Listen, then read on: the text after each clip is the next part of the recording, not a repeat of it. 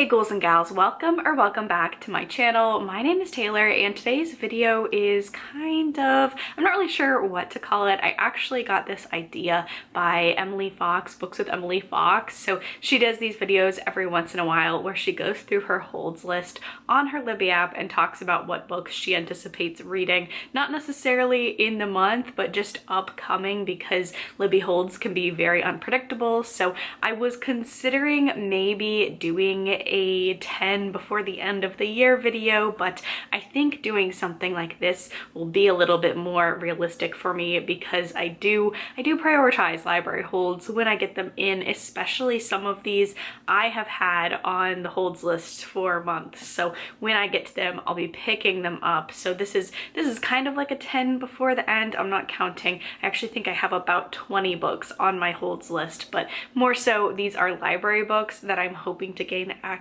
to before the end of the year. So let's just go ahead, jump in, get started. So I do utilize my in-person library, my local library, a lot. I check out a lot of books and other forms of media from them very regularly. I also use the Libby app to gain access to audiobooks and ebooks. I'm gonna be honest, most of these are in fact ebooks. Actually, I think all of them are ebooks. I've just not been in the biggest audiobook kick this month. I think it's just because I don't have a lot of commute time anymore because I work from home, and that was primarily when I got the audiobooks in. So yeah, a lot of ebooks on the list here. So first of all, we have If the Dead Belong Here by Carson Faust. This I'm going to get within the next 2 weeks. I'm really hoping that I can get to this one before the end of November because I put it on my holds list. It's an Indigenous author and it has to deal with a missing person's mystery surrounding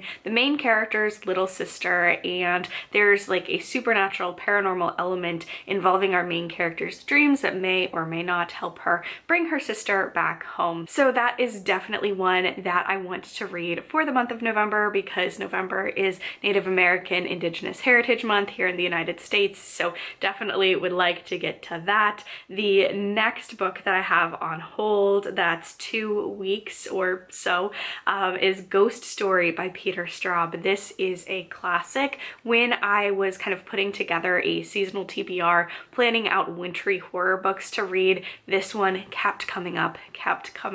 So this is a classic. Peter Straub, I've read one thing from him before and I really enjoyed. I know he does collabs with Stephen King. I love Stephen King, so I do think that I could enjoy more of his work. So Ghost Story seems to be a popular choice for the winter. I don't know a lot about this one. I think it's actually about a group of 4 men who are getting together and sharing ghost stories. I don't know if it's like an anthology or if there's something that brings them all together, but nevertheless, I've heard this is great winter horror. Next up, I should be getting within the next couple of weeks as well, Body of Water by Adam Godfrey. This one is a newer release. Speaking of Stephen King, this is compared to The Mist. It's about a father and a daughter, and they are trapped in a diner, and there's a mysterious body of water that is surrounding the diner, I believe. So intrigued by that one as well. Another newer release. Now we're moving on to about the 3-week mark. So we have Empire of Shadows by Jacqueline Benson, and this one I saw Kayla over at Books and Lala read, and I think this sounds like my niche of cozy fantasy. I don't know if it is actually considered cozy, but I actually don't know if it's fantasy at all. Maybe I'm making that up, but it is like an archaeological kind of expedition, and there's a romance between the 2 main characters. It's been comped to Emily Wilde's Encyclopedia of Fairies, which I did enjoy and which I should probably get around to the next books in that series, but this is just about an archaeological expedition, and I am very intrigued. Book 1, Raiders of the Arcana. So it's tagged as fantasy and historical fiction, so I think I could enjoy that one. I really feel like with the upcoming winter months, I'm going to be reading, of course, a lot of winter horror, but also just some fantasy as well, so we'll give that a go. The next book should be coming to me within the next 4 weeks, and it's crazy because this one I placed the hold April 27th, so I have been on hold for this one for such a long time, and that's The Dollhouse Academy by Margarita Montemore, and this one is, I think, like a literary suspense, maybe sort of a campus novel. I forget. It's been a while since I looked into this one because it came out earlier this year. I was intrigued by it. It's compared to The Stepford Wives meets The Valley of the Dolls, so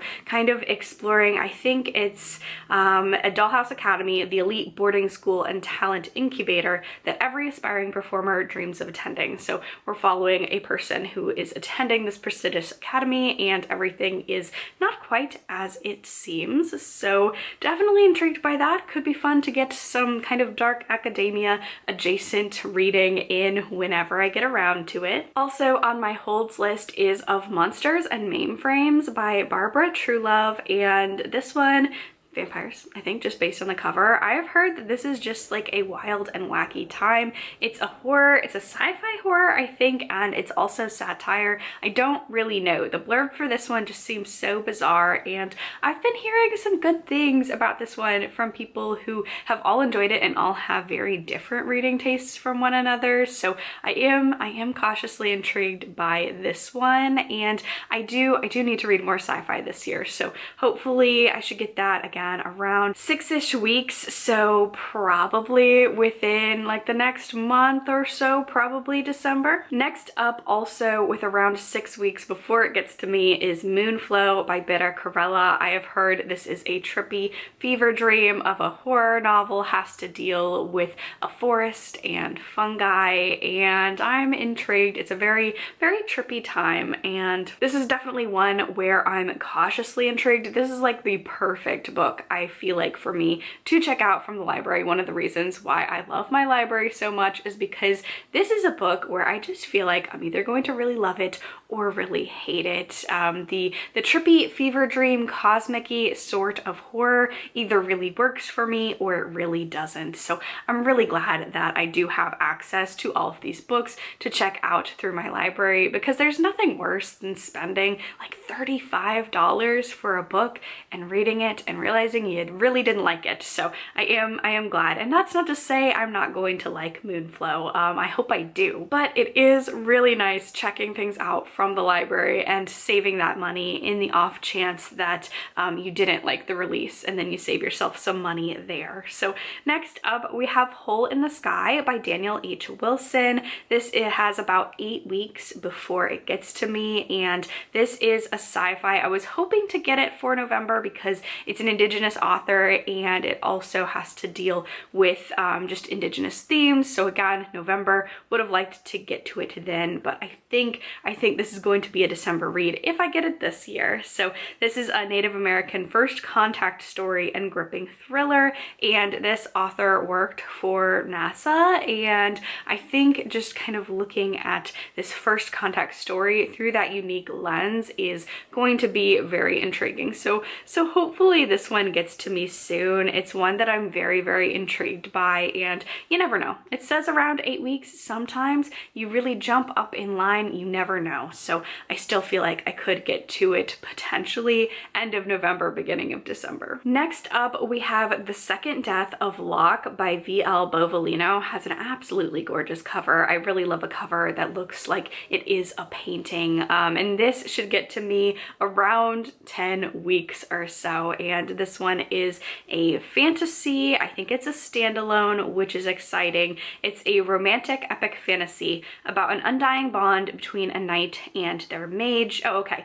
It's the first in a collection of interconnected standalones set in the same world. So it is a standalone, looking to get more into standalone fantasies, just because I'm in the middle of so many series that when I want to pick up a fantasy book and I don't want to continue a series, I want to make sure it's standalone. So I am cautiously intrigued by this one. I'm not the biggest fan of romantasy. I do like a fantasy with romantic elements though, so we'll have to see kind of which way this one goes. And then the last couple I'm going to mention, because the rest of my holds I have several months to wait, so probably not going to get to them by the end of this year, but I am just going to mention a couple that, fingers crossed, get to me sooner rather than later. So next up, coming to me within the next 16 weeks, is The Midnight Shift by Sion Ran Chon, and this is translated by Jean Ping, and this one, as you can maybe tell by the cover, is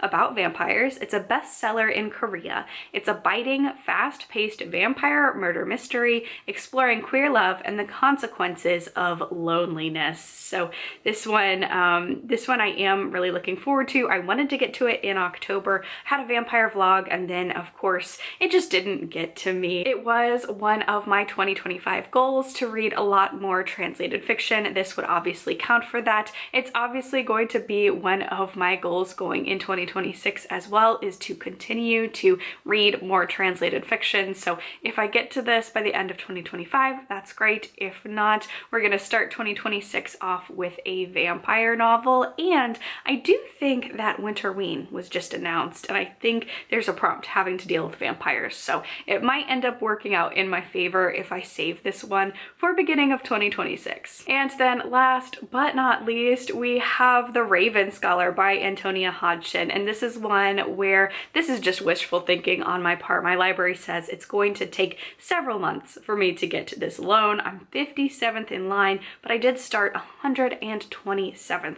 There are 12 copies in use, so you never know. You never know. If people really speed through this one, then I could get my hands on it. Maybe it'll be like my last read of the year. Again, it says several months, so probably not a book I'll get to in 2025, but I sure would like to, because I have just been hearing so many great things about The Raven Scholar. I'm going to guess out of the booktube, like the fantasy booktubers that I watch, I have a feeling that this book is going to end up on a lot of best of lists. So I would kind of like to get in on, at least, you know, get in on the holds list now, because I feel like it'll just get even longer after we see all of those best of lists, and this is going to be on a lot of them, I think. Again, I don't know what it was. Usually I read more fantasy throughout the year, but I've just been on such a horror kick this year.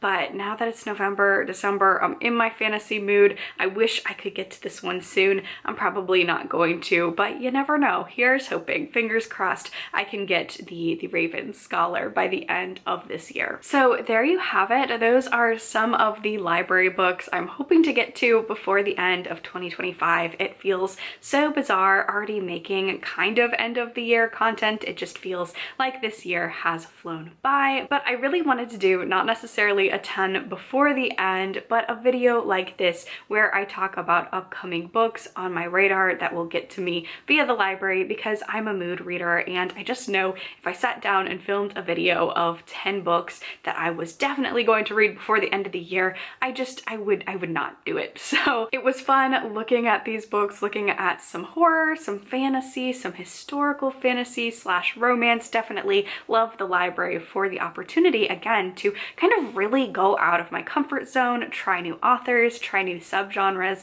try books that maybe if I were only purchasing books, I wouldn't purchase because I would be scared to take that risk. So absolutely love using my library, love my physical one, and love Libby as well. So thank you all so much for watching. If you enjoyed this video, please be sure to give it a thumbs up, leave a comment down below, subscribe to my channel so you don't miss any of my content. Stay safe, stay spooky, and I will see y'all in the next video. Bye!